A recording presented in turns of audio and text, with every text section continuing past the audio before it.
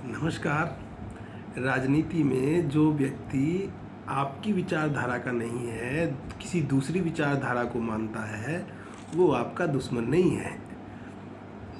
हम सभी जो है अलग अलग विचारों के हैं, अलग अलग चीज़ों को मानते हैं, तो किसी भी विचारधारा को हम मान सकते हैं। लोकतंत्र की खूबसूरती यही है कि उसमें सभी विचारधारा के लोग बिल्कुल स्वतंत्र तरीके से काम करते हैं, अपनी अपनी राजनीति के माध्यम से समस्याओं को हल करने का प्रयास करते हैं। और हम ये भी नहीं कह सकते हैं कि कोई ऐसी विचारधारा है जो देश के विरुद्ध है। आप किसी विचारधारा की नीति पर तो सवाल उठा सकते हैं, लेकिन उसकी नीयत पर सवाल नहीं उठा सकते हैं। अगर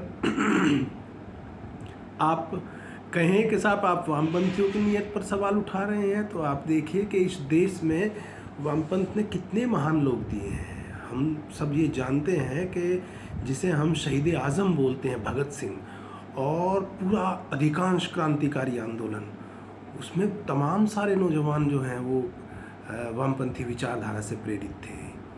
सोमनाथ चटर्जी शानदार लोकसभा अध्यक्ष रहे, ज्योति बसु शानदार व्यक्ति रहे, एक से एक नाम आपको दिखाई देगा। अगर आप दक्षिणपंथ से सहमत नहीं हैं तो हो सकता है आपको उनकी नीति ठीक नहीं लगती हो, लेकिन उनकी नीयत पर आप सवाल नहीं उठा सकते हैं। क्या आप अटल बिहारी वाजपेयी जी की नीयत पर कोई सवाल उठा सकते हैं कि वो इस देश का कोई भला नहीं करना चाहते थे? उस पर सवाल नहीं खड़ा हो सकता है। आप कांग्रेस की नीति से असहमत हो सकते हैं, क्या नेहरू की नीयत पर आप सवाल खड़ा कर सकते हैं? नेहरू की नीयत पर कोई सवाल खड़ा नहीं हो सकता।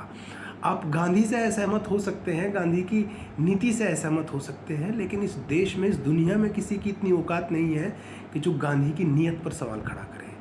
इसलिए राजनीति का मतलब ये बिल्कुल नहीं है कि जो दूसरी विचारधारा का व्यक्ति है वो हमारा दुश्मन है। आप समाजवाद की विचारधारा से, उसकी नीति से असहमत हो सकते हैं, लेकिन उसने कितने महान लोग इस देश में दिए हैं। आचार्य नरेंद्र देव जैसे वैचारिक लोग, डॉक्टर राम मनोहर लोहिया जैसे लोग, जयप्रकाश नारायण जैसे लोग, पूर्व प्रधानमंत्री चंद्रशेखर जैसे, जिन्हें युवा तुर्क के नाम से जाना गया, ऐसे ऐसे लोग जो हैं समाजवाद ने इस देश को दिए।